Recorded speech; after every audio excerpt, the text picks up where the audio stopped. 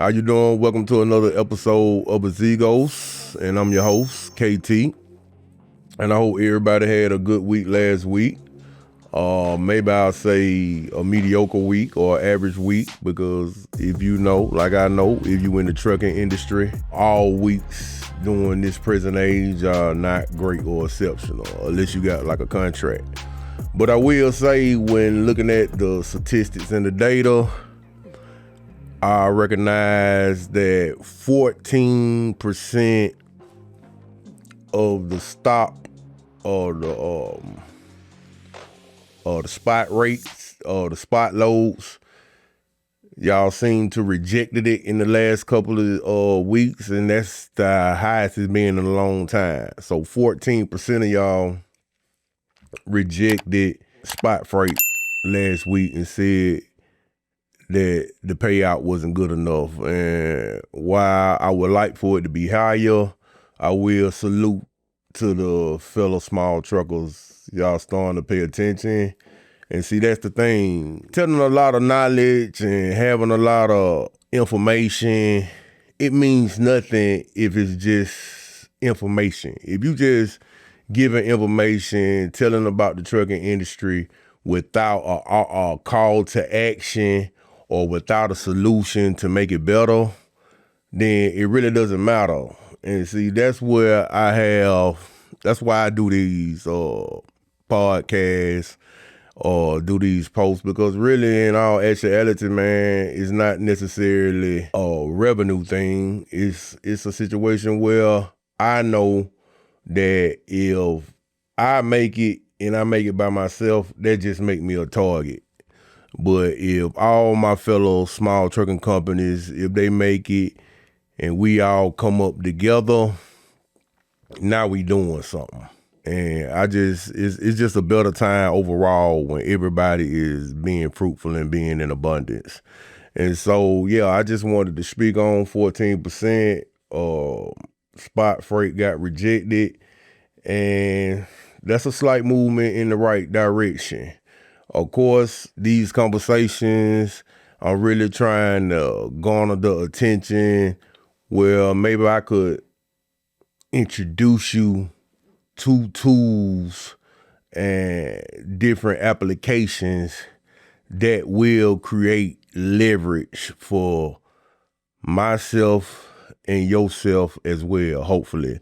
And so that's really why I like to do these shows or whatnot, so we can all understand what we up against and we can apply the knowledge to make it a better situation for us all. And I was talking to one of my fellow compadres when it comes to the trucking, and he has a Freightliner DD15 that he got close to 1 million miles on it.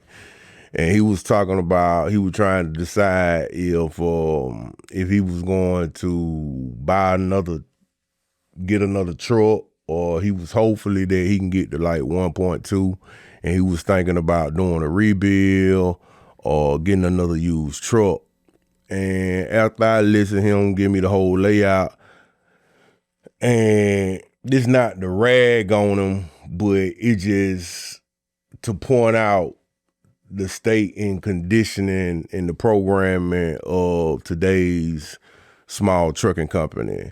And so after he told me what his plans was, and I was telling him, well, really, you won't borrow time with the DD15. I mean, I'm not saying it's not a good engine, but the lifespan of the DD15 is 850,000 miles.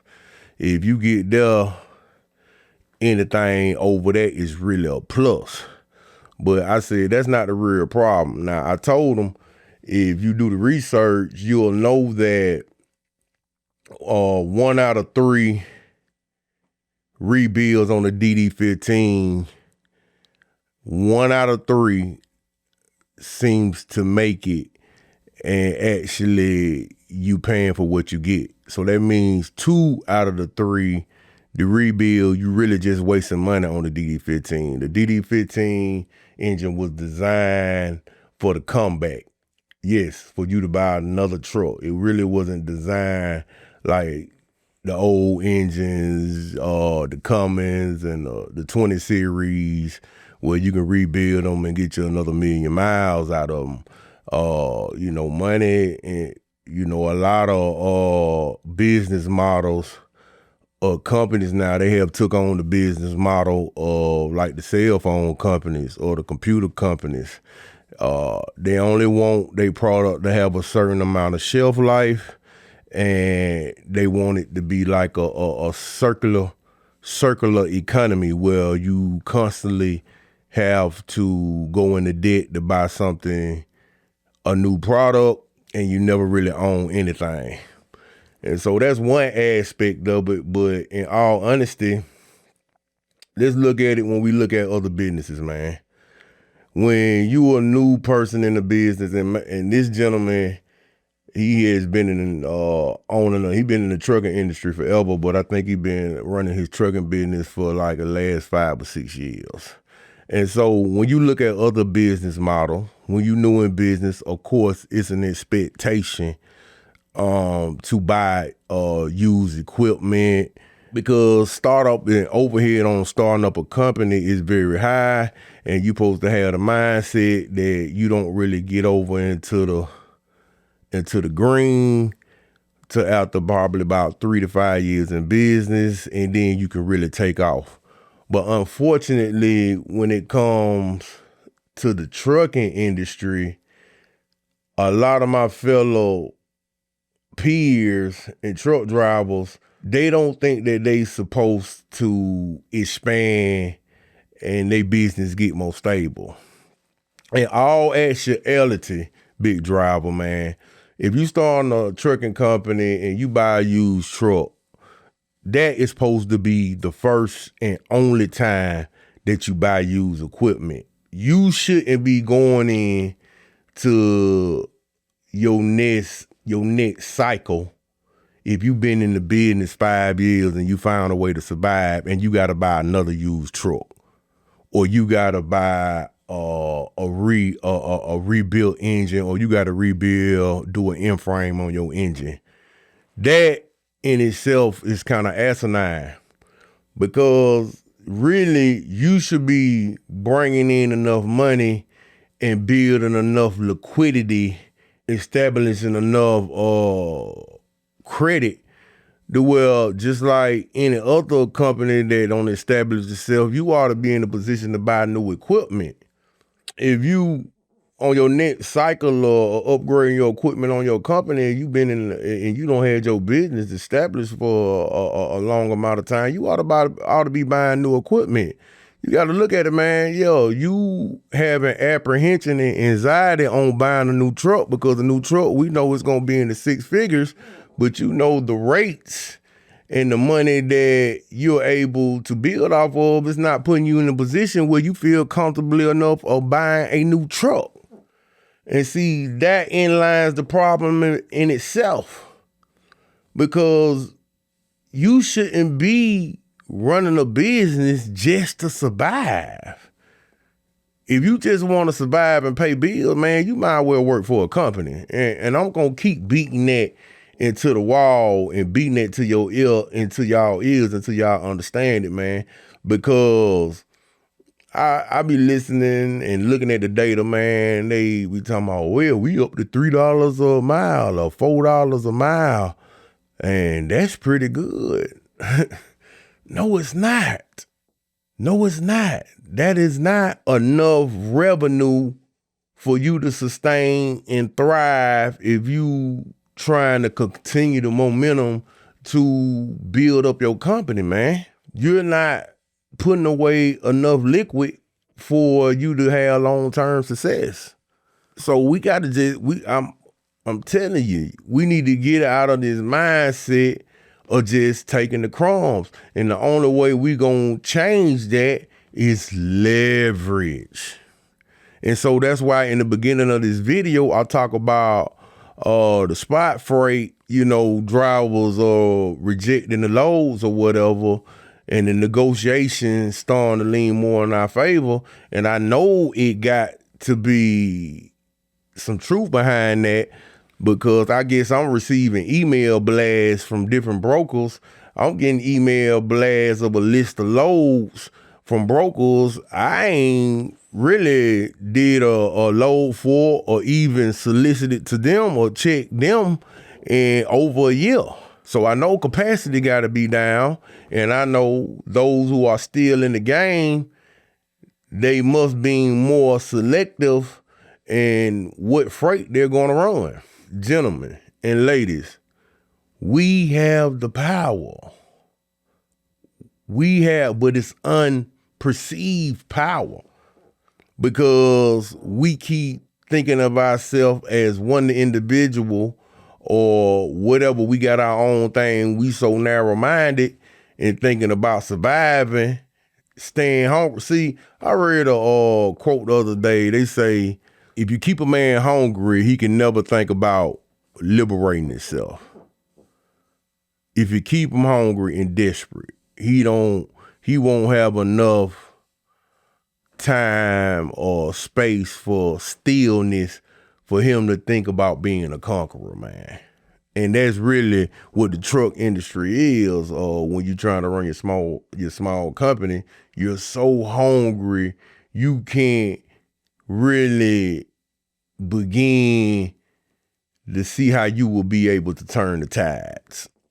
And see, I know you got your bills, but I know a lot of y'all like to watch CNN in the news or whatever.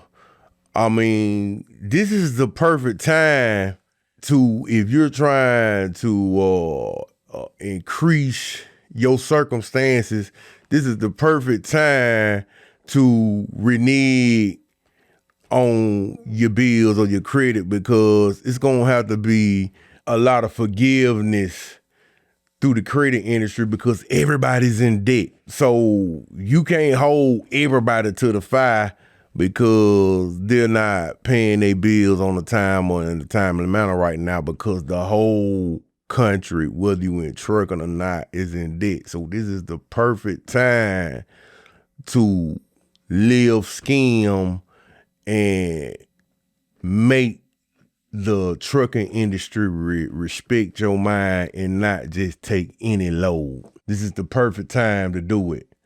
This is the perfect time to put pressure and get help from your factoring company or for your truck note if you got to pay it, or whatever other bills you got, to put them in forbearance.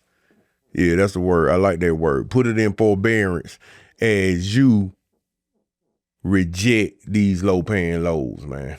So yeah, my fellow truck drivers, I'm working on my application. I'm getting it up to date, man. And this is really going to be for us to be more transparent. And so you know exactly the type of money we should be making, and we can leverage these shippers, receivers, and brokers who keeping most of the money, and we can begin to leverage so we can get some of our power back and get what we deserve. That's the main point, man. The point is not for me to get up in front of this camera to show my face, man, because really I like to be behind the scenes myself, but I'm really just trying to get the information out to let you know it's going to be things out there that help us improve our condition. And for those who want to take that risk and shoot for the moon, and at the bare minimum hit the stars, that we be able to accomplish that. So y'all be safe out there next weekend, next week, the next working week, because it's not, don't take it for granted for you being able to make it home after being out here on these highways and these expressways in the United States, man, because it's very volatile. Because where I happen to, my lane and where I drive at, man, I mean, it seems like it don't went from once a day to maybe twice a day, man. I see a major trucking accident, man. So yeah, man, if you willing to go out here and put yourself on the line, man, you need to be getting most of the pie. All right, till next time, be safe out there, big driver.